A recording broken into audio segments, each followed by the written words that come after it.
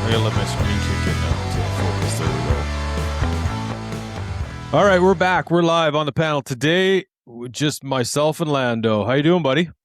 Good, man. Good. Getting back to reality after our excursion. Dude, it takes a while. It takes a while to adjust. If you're gone for a week, feels like you're gone for 4. Today on the panel, 3 topics we're talking about today. Beast broadheads, cut on contact, proper peep height, and quality versus quantity in terms of harvest. What we mean by that is, would you rather take one giant animal, like a Boone and Crockett record book, or multiple respectable species? Interesting. But before we get into that, we got some headlines and highlights. I want to talk about, or just mention, in British Columbia, LEHs are out right now, so make sure you guys get your picks in before June 23rd. Alberta, they're going through some changes, and their LEHs aren't out yet, but they're coming real quick. Saskatchewan's closed. Everywhere else, I think, is pretty closed. It's kind of crazy. BC and Alberta, I think they're the last to come through. So if you haven't already, get your picks in. My picks are already in, dude. I got them locked, signed, and sealed. Right off the bat. I'm not holding my breath. I put in for shared moose hunt, goat, sheep, Roosevelt elk,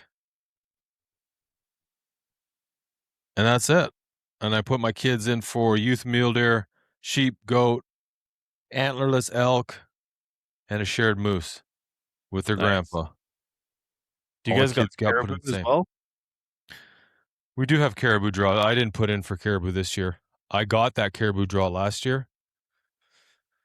I just couldn't squeeze all the hunts that we had already planned in. It would be nice if the allocations, like if we knew what hunts we're going to be doing before July. It's pretty hard to plan a hunt in the middle of August when you just find out at the beginning of July. Yeah. I had already had that goat hunt planned out, which was 2 weeks, and I had a week long elk hunt planned out. So it's tough, dude. It's tough for the working guy. I think if you're just sitting around, and not that you're sitting around, not that the guys that are hunt influencers, that they're just sitting around, but when you work a blue collar job, 8 to 5, it's more like 7 to 5 right now. Yours is like what, 4 to 4? I toned her back a little bit. We're going 5 to 4. 5 to 4?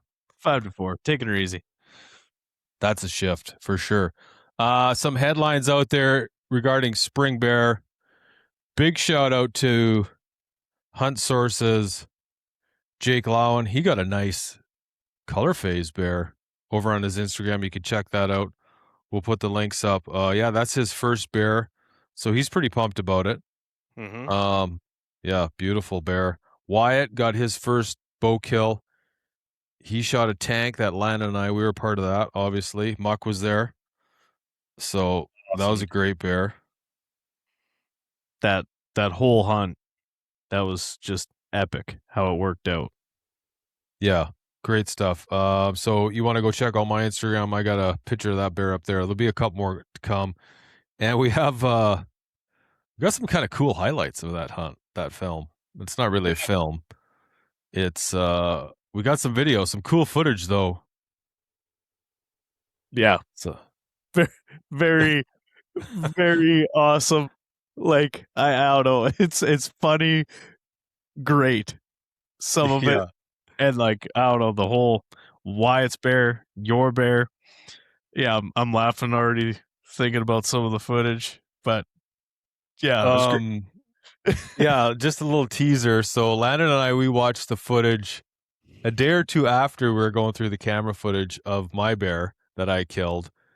And pretty entertaining stuff. It's we definitely got a good chuckle. I think I was a little too, oh man, what's the word? Casual I think with that big bear charging after I shot it. So, but we got it all recorded. What we're gonna do is we're gonna break it down in some segments, and we're gonna talk about it on the panel for you guys, so you guys can head over on YouTube and you'll be able to check it out there. But congrats to those two guys. Congrats to anybody else who's got a spring bear down. Hey, listen, guys, if you guys want us to give you a shout out, hit us up. Show us your recent kill, your recent harvest, and you know, we'll give you guys a mention on the panel here. In news, dude, this is crazy. CWD has been documented in cattle tissue. Do you see this? Yeah, I was doing a little reading on it. Pretty. Yeah. What I was seeing is it's like not a transfer per se. It's not a transfer, and they're doing testing right now to see if it affects the prions of the cattle. So we're not going to dive into a lot of this. This is just a couple things we wanted to talk about. We wanted to headlight. We're going to do these highlights and headlines. The scary thing about CWD is, like any disease, mutation. Mm-hmm. Yeah. So we're gonna keep a close eye on this. I think we're gonna dive into some of the stuff on the panel, but some cool stuff coming on in Montana. BHNA, they filed a lawsuit against the Montana Fish and Wildlife Agency, who had changed its approach to corner crossing enforcement. I guess they didn't follow the proper channels and go through. Well, I guess it requires there's a public process required in changing how they do things. I think this all has to go down with in the U.S. regarding the corner crossing issues down there. So glad to see those guys are on it. It's nice to know that when these agencies just make changes that they're not going to get away with it. So good on them. What else we got? Oregon IP28 is now on the ballot. It made it. I had a feeling it would. We talked about that. So yeah, not good. Crazy times with that going through. Oh, dude, yeah, like we'll get into this stuff more as it progresses, but yeah, just absolute crazy stuff. Beast Broadheads cut on contact. I have some of those. Shot a few of those. So what's the deal? What's your take on these things? I don't know, man. The beasts are great. I personally haven't killed with the COC, the cock, if you will. I see a trend, and like it's been kind of really prominent in the past couple years with this hybrid kick. I don't know if it's going to be any better than the original beast, but I'm really curious to see if it is. I've killed a few animals with the Beast Broadheads. They're deadly, for sure. Yeah. The original beast, it's worked well for me. Yeah, it's been a beast. Pun intended. Pun intended. Dad jokes cranking them out. It killed that freaking mountain goat. It shot through it like it was nothing. Now the Beast Broadhead cut on contact. Obviously, I don't know how to identify if it's doing anything different traveling through an animal. I have a very hard time seeing it. Mm-hmm. Really, it's not like they really added more blades. I mean, yes and no. I don't count those as blades, dude. Hey, man. They just flared out the point and called, like, to me, that's not a blade. Well, just, size, it can still get the job done. It can still be efficient. So for anyone who doesn't know the difference between the two, they apparently now have 4 blades. But I don't think they do have 4 blades. I don't count those little. Bleeders. Oh, dude, you can't even like. Come on, like you can't even count those as bleeders. Okay, if you took the main blades that shoot open, Yeah. if you took those off, are you confident enough with those blades that are on there to get enough to cause enough damage that they're gonna kill that animal or make it bleed out effectively? You know, if it goes right through the ticker, we'll kill it. Dude, I can shoot a field tip right through the ticker and it's gonna kill I it. know, and It's not my question I asked you. that's the debate. Is I don't know if in their testing it made that single 2-blade cut better. I don't know. I have to agree with you. I can't see it, but I'm holding out that there's a chance. You're saying there's a chance.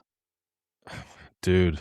Yeah, I just don't I just don't see that making any difference at all.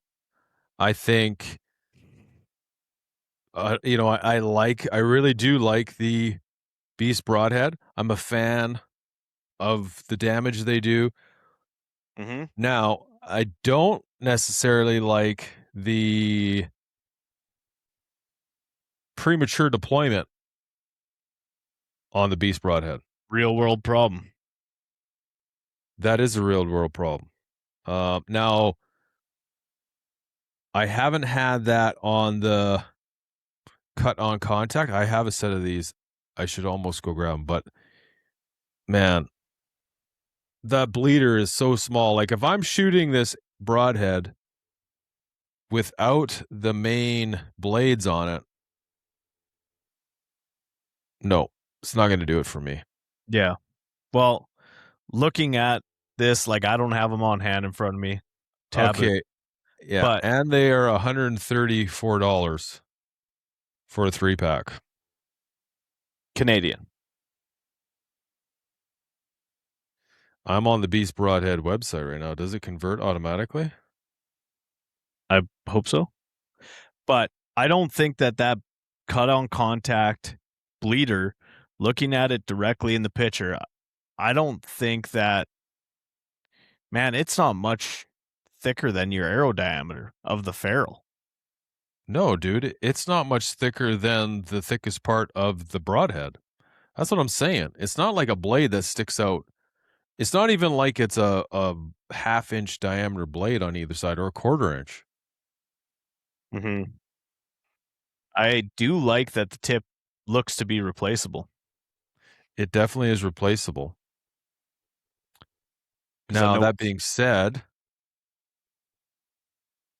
why would you like most likely if you damage the tip, the blades are going to be damaged. I'm going to give it like these Beast Broadheads have a lot going for them. Number one is that bone evading technology is second to none. Yeah, it's sweet. Number two, they are durable as all hell. Like I shot this broadhead through an animal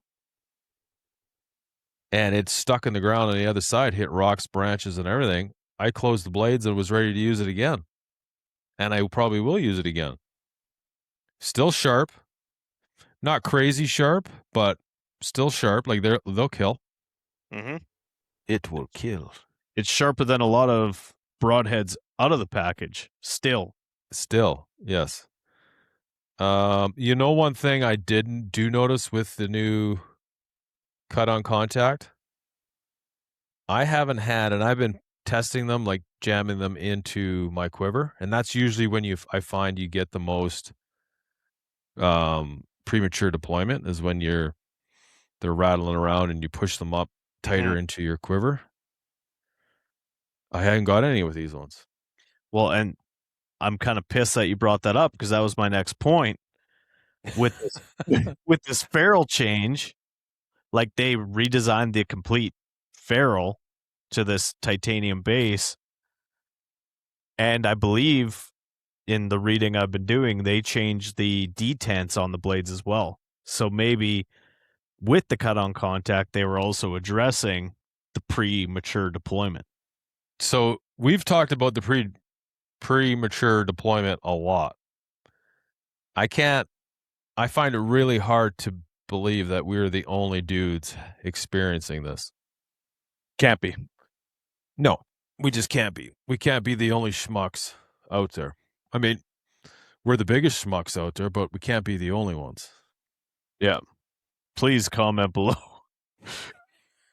if you've had premature deployment on your beast broadhead.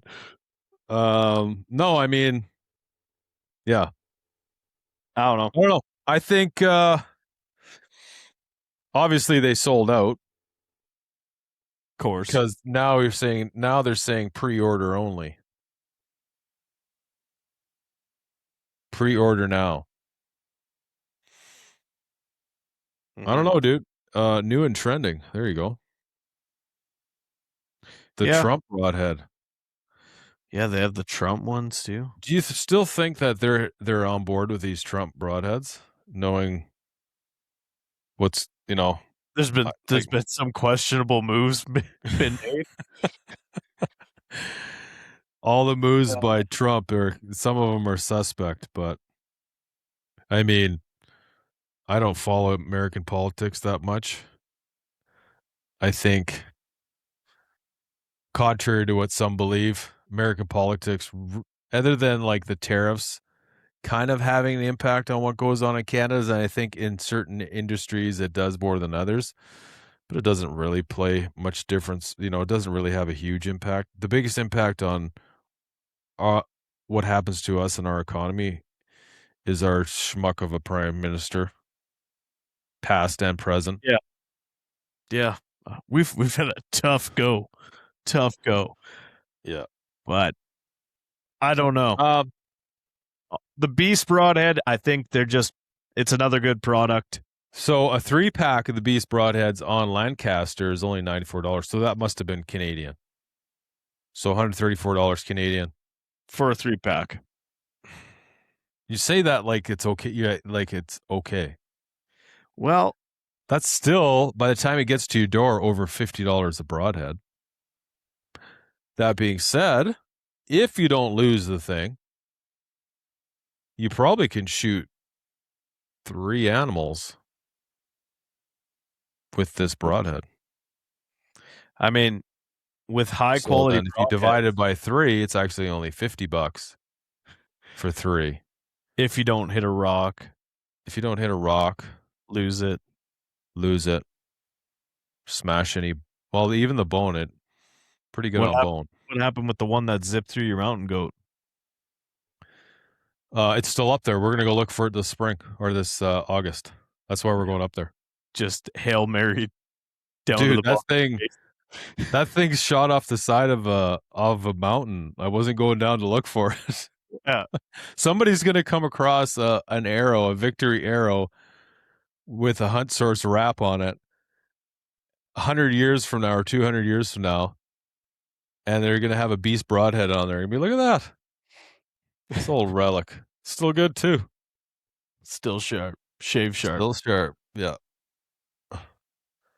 We'll see. See if anybody's hunting in 100 years from now. I don't know. It's a tough question. Anyway, cut on contact. I don't know. Too early to tell, I think. I think we got to get into that one a little further. Yeah. Proper peep sight height. Really wanted to talk about this. Yeah. Topic of debate at Bear. It really wasn't a debate so much as it was a discussion behind X person's back who has short peep to D-loop. And the conversation kind of went like this. Hey, dude, is it just me, or does someone's peep sight seem really close to their D-loop? Rebuttal. Funny you should say that. I did notice certain someone's peep sight a little close to their D-loop. Yeah. So that was the debate. The hot topic. That was a hot. Okay, well, I wanted to talk about this because there is a few drawbacks with having your peep sight too close to your D loop. Now, the result of having your peep sight too close to your D loop, we're talking if you're a grown man. If you have a 27 and a half, even a 27-inch draw length or longer, your peep sight, sorry, it should not be 2 inches from your D loop. What that suggests to me is improper anchor. Mm-hmm. You need to lower your anchor. Your anchor should be middle or middle knuckle, right where your jawbone bends. Right there. Shouldn't be up, around your earlobe, above your earlobe. Yeah. I think anytime Now, I also, yeah. having said that, I also am a very strong believer in there is no proper form, there is no proper way to shoot. Because if there was, you'd look down the line at Vegas and everybody would be shooting the exact same style, exact same way, exact same position, all that stuff, right? Everyone's different. Few drawbacks with having your peep sight too close is you're not going to have a lot of room for on your sight tape. Your pins, same with your pins, depending how many pins you're shooting. If you're only shooting a 30, 40, 50 pin or a 20, 30, 40, it ain't going to matter. Even a 20, 30, 40, 50. That being said, if you want to stretch it out past 50, 60 yards, you're really going to start to notice it.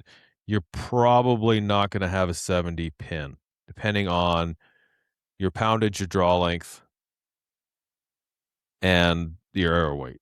Most likely 70 pins not going to be there, or if you are, you're very close to getting vein contact on the bottom of your sight. Now, there is some things you can do to mitigate that. You can move your pin as close as to the riser as possible, and that will open it up. The sight housing all the way to the riser, Yeah. you mean? Gotcha. Yeah, so moving your pin closer to your riser, right? So moving your whole sight housing, sliding that sucker in. Now, if you're shooting a Picatinny or a direct mount, you're not going to have that adjustability you'd have in a dovetail. Mm-hmm. Now, also peep sight height and zeroing out your bow. What do you zero out your bow at? 20 yards? Me, with my scope all the way up, my top pin, I have it at 20. 20. So when you first initially set everything, you're setting your peep sight to 20 yards. No. I typically start with my peep or my housing with my center or top pin, which is in the center of the housing, at 50, typically. Oh, so you zero it out For setting my peep height, at 50. I zero it at 50. Right. That's a good answer. If you like shooting those further distances. I find it's that happy medium where I'm not making a ton of because as you adjust your slider down, your anchor does have to change to some degree, right? It has to. Absolutely has to. I find that 50 yards, that's a really good medium between my closest yardage, which is scrolled all the way up to zero stop, is 20 yards, or go down to whatever it may be on my tape. Yeah, well, that's exactly it. If you want to be more, it's not necessarily be more accurate. I think it's just more comfortable at the further distances.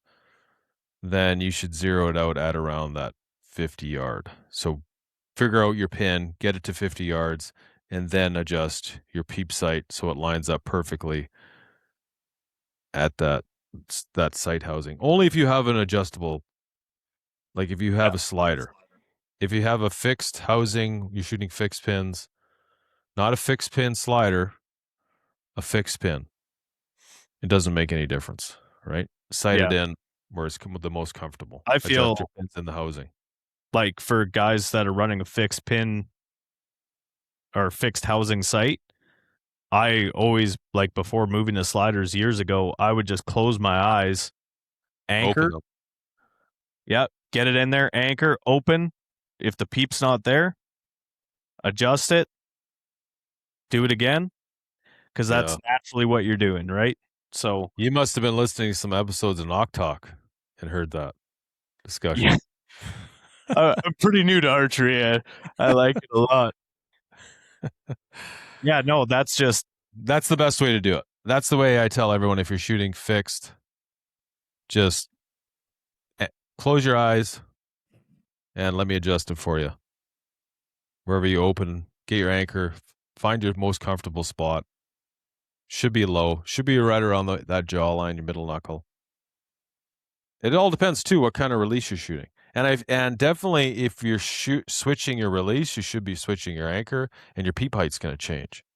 So you can't just have your same peep height, be shooting a wrist strap, then all of a sudden go to a thumb button and try to find that same anchor and that same peep sight location. It's going to be different. It should be different because your anchor's completely changing. yeah. Yeah, I mean, there is some handhelds that are very comparable in neck length and angle and stuff like that, but even so, I've found, like, say the UV hinge to the button, I even found that it was still just minutely different jumping back and forth, and they're built to be, you know, a direct changeover, but, you know. I've noticed a difference in the barrel, like changing the barrel on the stand. I notice a difference. Yep. It's slight. I don't think a lot of people would, but I do notice that difference. Just because my barrel sits firmly in my hand, and it's hard to explain. So like my release, if I have is it's very hot. Yeah, it's light. She's It's very light. It's basically you can't get it any lighter and it'll still click. It's basically I hold it down and I turn it until it releases, and I give it one turn until it catches. So if the bigger barrel is sitting in my hand, the where my thumb meets my hand, I can't have as much pressure on there because it will go off. So like the diameter, that slight diameter difference in barrel size will set my release off just by the way, if I hold it the same way in my hand. So I have to adjust my hand, which essentially is adjusting my anchor. Excuse me. Yeah. Yeah. This is a good conversation I want to have with you, dude, because we talked about this a lot last week. Yep. Quality versus quantity. So what we're talking about is, I'm going to ask the listeners. I've already asked you 100 times. Would you guys rather shoot a record book animal? So we're talking a 400-inch elk, 200-inch mule deer, 22-inch bear, we'll say. Yeah. Yeah, sure. 21 and 3/4 if you wanted to be lenient. Okay. Would you guys rather shoot one of those, or would you rather shoot good Pope and Young, maybe Boone and Crockett animals every year, or just really good animals? Some animals are very, very cool that don't break record books, but when you look at their rack, you'll be like, man, that thing is super cool. Mm-hmm. You know, this is a question that we were talking about it recently in reference to bears. I Yes. I dabbled with this for mule deer for about 6 years, trying to go over and above a I still do. I still kind of feel that you're wrestling with it with bears. I I I don't. I You have don't. um you know, I shot a really good bear and You shot a 500-pound, pretty much, color phase, beautiful bear. I was there. 22-inch skull. yeah, a couple 16ths under, so not 22. Okay. Now that you shot that in 2024. Yep. You didn't shoot a bear in 2025. You haven't shot a bear in 2026 yet. I say yet with a question mark attached to the end of it. Yep.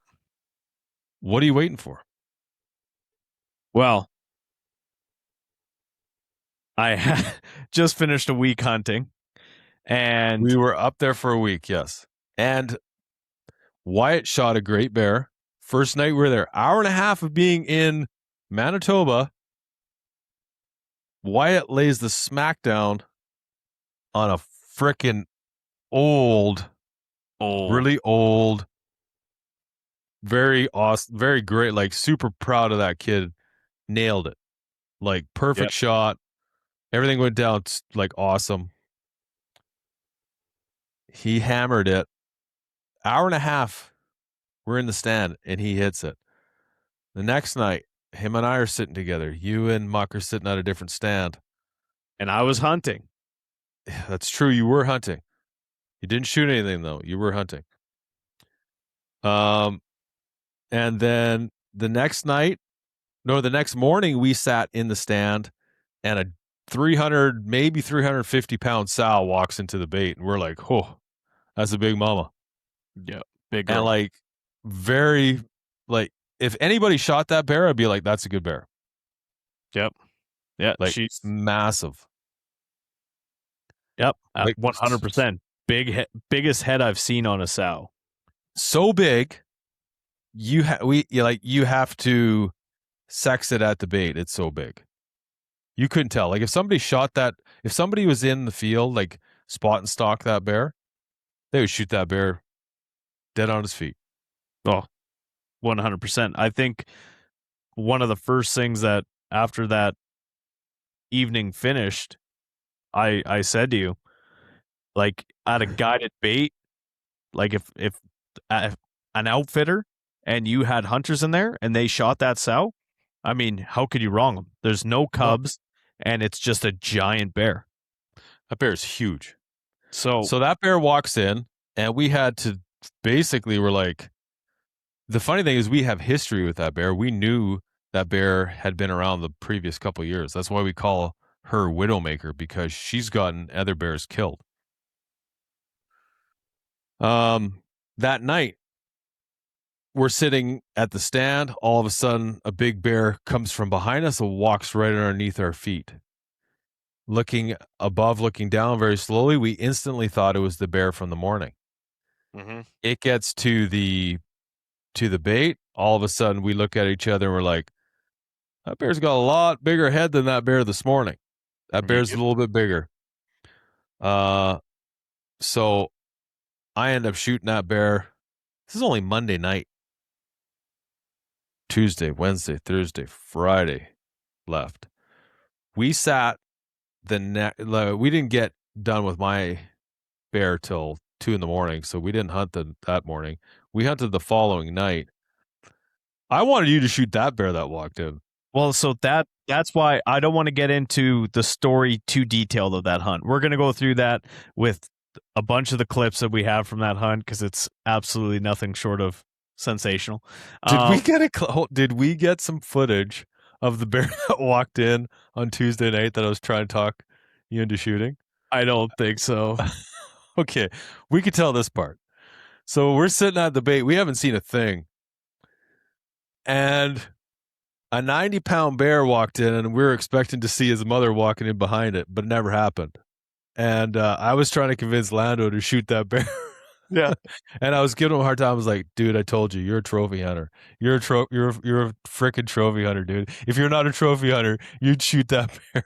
Yeah, now, obviously, we're jackasses, right? We're idiots. We just say a lot of funny stuff all the time. Like, it's never ending. So that was a joke. Yeah, I wasn't. I'm not at the point where I'm gonna harvest. No, Landon, his first response to me was, "It's too far. I'd miss," because it wasn't quite at the bait. It was like 10 yards from the bait. Yeah, that's a 22-yard shot, man. I ain't risking that. Um, but no, and like that's so Wyatt's bear is like potentially. I'm sure he will dry out and be, a 20-inch bear in that realm. Yeah, Wyatt's the head on Wyatt's bear. It was pretty big. Yeah, and like teeth rotted out. Mm-hmm. Like he's just a mature old boar, and I don't know. Watching those two bears get shot, like, yeah. Though I mean, I've talked about this with my taxidermy buddy the other day because he was going up and he just What's killed buddy's name? Landon. Believe it or not, Landon Middleton, Alexander Taxidermy. He killed a 482-pound black this year and a 400+ pound chocolate color phase. And we're talking, and what kind of, we're talking about 20-inch bears like, oh, it's just a 20.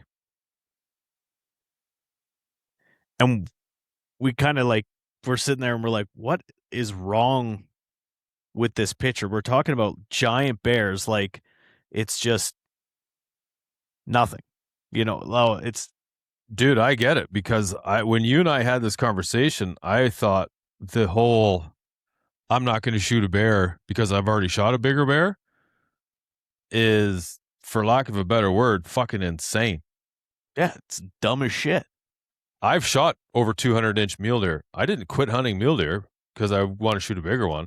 Yeah. Dude, if I have my bow in my hand and a 170-inch good framed mule deer walks in, I'm going to drill it. Yeah. 100%. And I dealt with that for like 5 or 6 years. I was just trying to arrow a bigger deer than I had. Because, I mean, if you want to kill a specific animal of a specific caliber, you can't kill a smaller animal. And that's just the way it is. Unless you're going to just go out on the last day of season and just throw an arrow in something. But I don't know. Last year with mule deer, I had like almost no, I wanted just a good 4-point. That's all I went for. I happened to kill a really good deer last year. Yeah, so this is really a bad reference. I don't know. That's you're not winning me over here in your case. I don't know. I basically, what you just said was, for a lot of years you didn't kill a mule deer because you wanted to kill a big one, and then the first one you kill was a big one. Well, that is what happened, but that's not what I went with full ambition to just kill, like just go enjoy. Did you pass on any deer? The only deer I passed on was the one that Muck shot the night before because he had green light. Fair enough. So I mean, hey, dude, you didn't pass on any turkeys when we were turkey hunting. Nope. A lot of people, I've said this before, a lot of people are like, well, I don't really want to shoot a Jake. I want to shoot a Tom.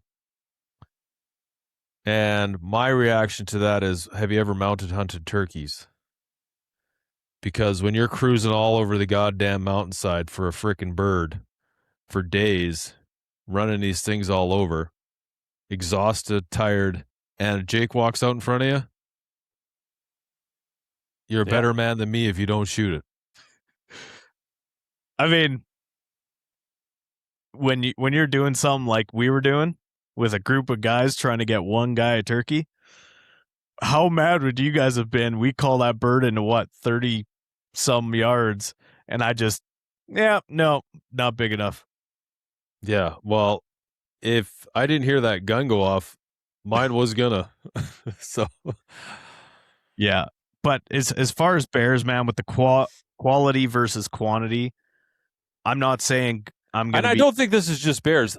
This whole conversation sparked from you and I sitting in a stand talking about this very specific thing while we were bear hunting.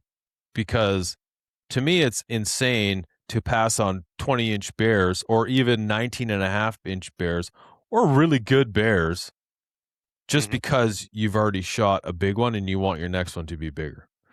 I agree. Now, listen, if you are only interested in like the biggest of the biggest and you're okay not punching a tag, that is cool too. And you want to know what else is cool? If you shoot the first animal you see, legal animal you see, because you just want meat in your freezer, dude, that is absolutely cool too. Yep. Nothing wrong with that. Myself, I enjoy hunting. I love hunting. I love the minutia of the hunt. I love the chase. I love the reward. And I absolutely love firsts. I love new experiences with new hunters. That is my biggest thrill.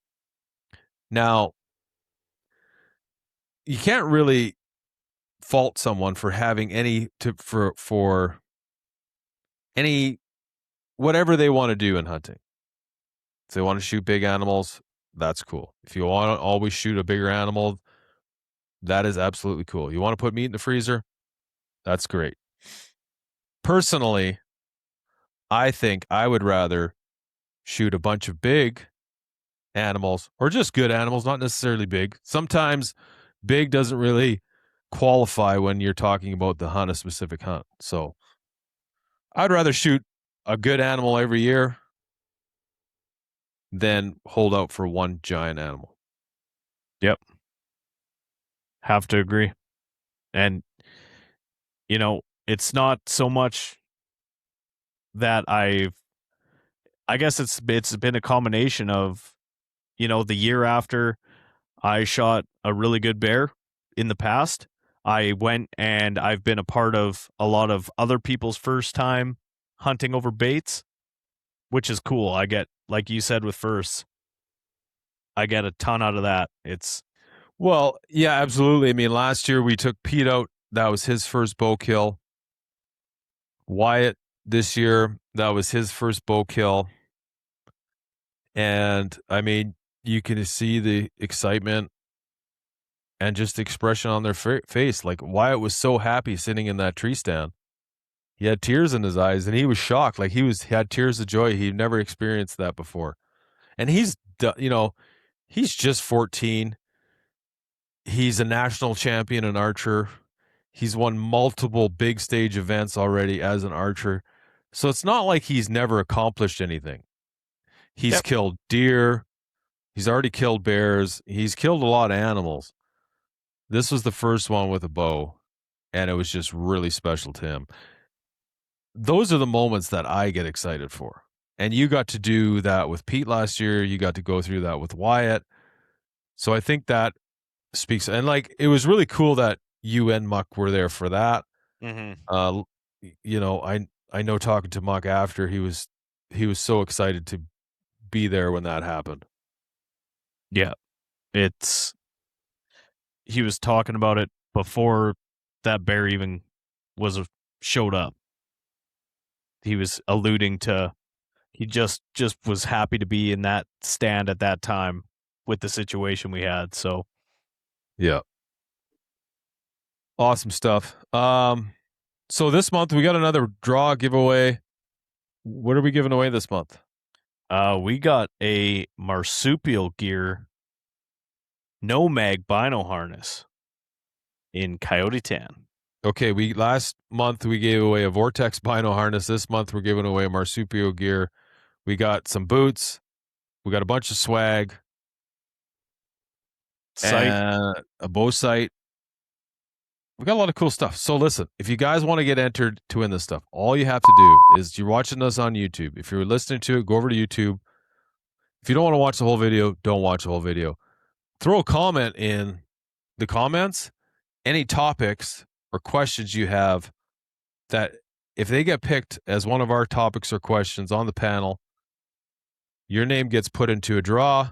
You get a chance to win that. We do the draw on the 20th of every month. Now, also, we're doing these things called highlights and headlines, or headlights and headlines and highlights. We haven't figured out which. We'll figure it out. Whatever you feel. Yeah. So if you guys have anything that is worth talking about or worth highlighting, a big buck, big bear, big bull, or just something else really cool that happened in the hunting space, send it our way. If we talk about it all on the panel, we're going to give you a hat and a t-shirt. Boom. Simple. Dude, that's so simple. Like, I'm going to do it. You're okay. Well, Landon Fiddick in the comments. Check me out. Okay, we're not going to pick Landon's name, so don't worry. His name is not going in the hat because yeah, that's just wrong. Yeah, and just comment, guys. Comment, and if Pete puts his name in, he's not getting it either. So I notice he likes to do that. I keep telling him, dude, you're not in the. We're not picking you to win. So like, it's great. You want to comment? That's great, but you're not in the draw prize. Sorry, buddy, it's not happening. Anyways, guys, we're gonna wrap it up. Kevin Altoy on Instagram, Landon Fiddick. Till the next one.